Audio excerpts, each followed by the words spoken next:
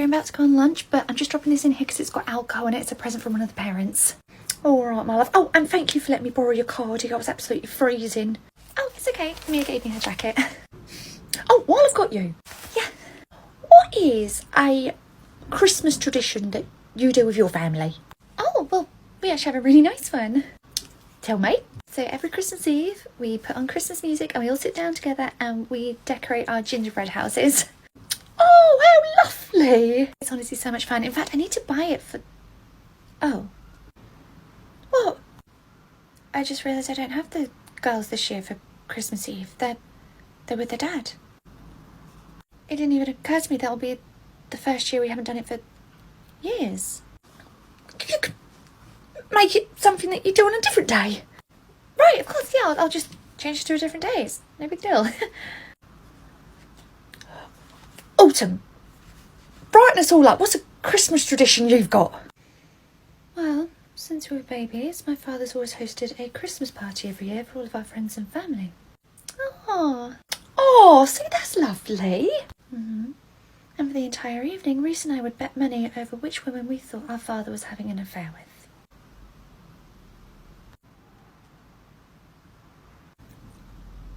That weren't really as festive as I thought it was going to be.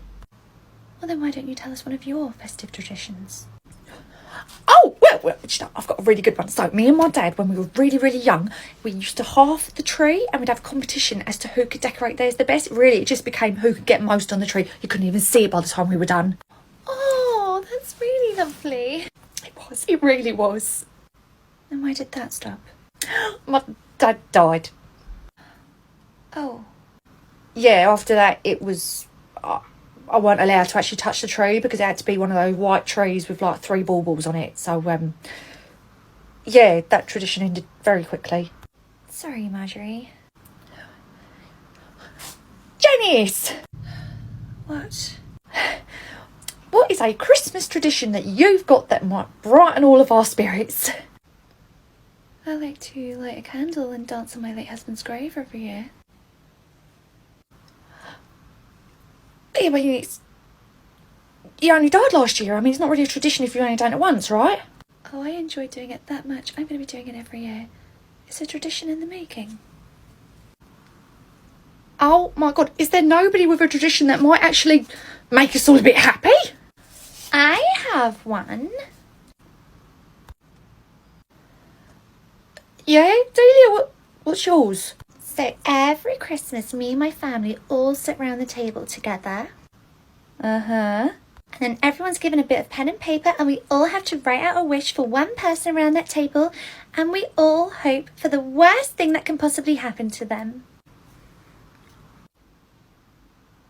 I really don't see what Mia saw in you.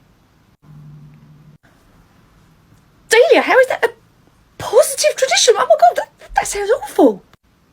No, it's actually really good. My family have rotten luck, so anytime we wish for something to happen, it never does. So by hoping for everyone's downfall, they end up having a really prosperous year.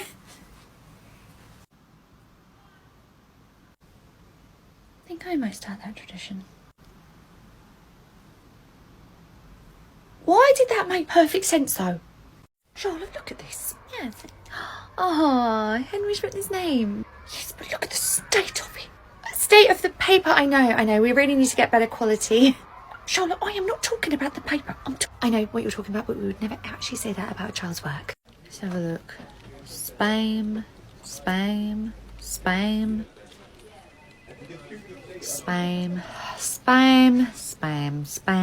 Right, Marjorie, are you going through emails or do you just need me to go out and get you a tin of meat? I'm going through my emails, okay? Unlike you last week, who I thought you were putting your emails into the trash bin, turns out you were telling me what items of clothing I should be throwing away. I know, you should fish them all back out of the bin. I'll never put them in there. Only because you didn't have a change of clothes with you. Oh, very well. Look at that child writing their name over there. Yes. Well, look how much clearer their name is than my Henry's. We never ever compare any of the children's work. And it's very clear to see why my Henry is not up to par with her, okay? She's been sat there, concentrating this whole time since I walked in. Where is Henry? He's over there sat at a different table. He's just arrived, he's getting breakfast. And after that, how long will he actually sit down and do some writing? Well, the children can come and go to activities as they please, but if we do a sat down activity with the children, we like to try and keep them at the table for maybe 15 minutes or so. 15 minutes! That is all he is sitting down to write his name. 15 minutes! Mia, have you seen this email about the car park? Nope. Who is it from? It's from Anonymous. It says, can you please add something to your newsletter about the way people park in the car park? Does it say anything else? These blithering idiots just do not know how to park a car. They either need to learn to drive or get the bus. It's not fair on the rest of us who know how to stay in the lines. Wouldn't just be writing his name during that time, you know, we'd be learning how to do the signs in the air, and we'll be doing phonics during that time. You know, 15 minutes for a 4-year-old is quite a long time to just sit and concentrate. That is simply not enough, okay? How is my Henry ever going to learn how to write his name properly if all you are giving him is 15 minutes? Trust me, 15 minutes for a 4-year-old is a huge amount of time for them to just sit and solely focus on one activity, okay? That's why we have to mix it up with different things to actually keep them engaged. Well, it is no wonder that my Henry's looks like this and hers looks like that. I would point out there's also a big age gap between these two children, okay? Henry's on the younger side of the academic year, whereas that child has been in this classroom far longer, okay?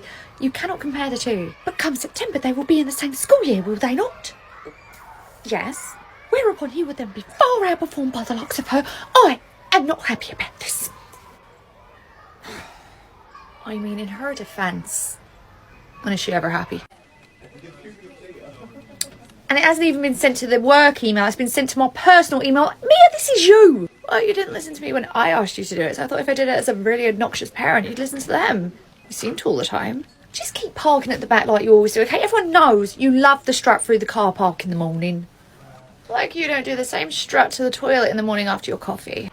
15 minutes is a huge amount of time for any child to focus on anything. People just love to complain. I think we're now living in the era of just where everyone hates children. Why'd you say that? Okay, so I'm doom scrolling last night and I land on this incredible cinema that has like a soft play and stuff built into it so that the kids can get up and run around during the movie. That is incredible. That's what I thought until I opened the comments. I need to move my car. I definitely parked over the line. Oh, Mandy. Yes. You can't have your phone out here, my love. I'm sorry. Not until you're outside the property. No problem. I'm done. Sent. I was just leaving a comment on this extremely obnoxious video I've just seen. Sounds about right. Wait, that video? Look. Yes. You didn't think that was funny? Absolutely not. This woman made a video saying, I'm travelling with my family on an aeroplane and I've just asked somebody if they will switch seats with me. And they refused.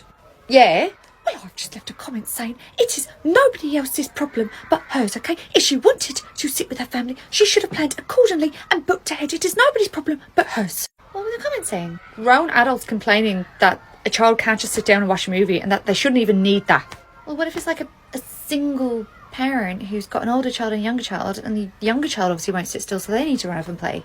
Exactly. And then so all their comments going, well, they should be training their kids to just sit down and sit still throughout the whole movie. But that's ridiculous. What about children who send children? Like, this is actually perfect for them because they get to enjoy a movie but also get up and move around if they need to. Well, there are people saying they shouldn't be at the cinema at all if they can't sit and watch the movie. No, that wasn't the point of her video. Marcia, I've just watched the video. She expected somebody to change seats on the plane with her so she could sit with her family. No. If you watch the video, you'll see the joke was that she had to then sit with her family because nobody would switch places with her, okay? She was making a joke. Where did it say that in the video? She said it at the end, you know, she was like, oh, I asked if I could switch with them, but they refused. Now I have to sit with my family, you know, it's the joke. She wanted to move away from them. I did not see that in this video. Where was that? The end. Well, there's her mistake, okay? I'm not watching that video all the way to the end. Mandy, it's like a 15-second video, if that. Surely you got the attention span for that. Oh, I see what's happening here. Charlotte's come running to you about the issue I had this morning, so now you've come out to try and use it to throw it back in my face. What the... I'm sorry, are you telling me that there is a cinema out there that is catered to and made specifically for children to be able to get up and run around mid-movie, and there are adults moaning about these children running around mid-movie? And these are the adults that wouldn't even go to that cinema. They're just genuinely annoyed about its existence. God, you just cannot win. Oh, wow. Mandy just dawned away from Marjorie. Looks like she's coming in here. Charlotte. Yeah. What was Mandy belly aching about in here this morning at handover? That he needs to be sitting for longer than 15 minutes to learn how to write his name, and I was explaining that A 4-year-old doesn't have the attention span any longer than that. What? You ain't ever gonna believe what I'm about to tell you.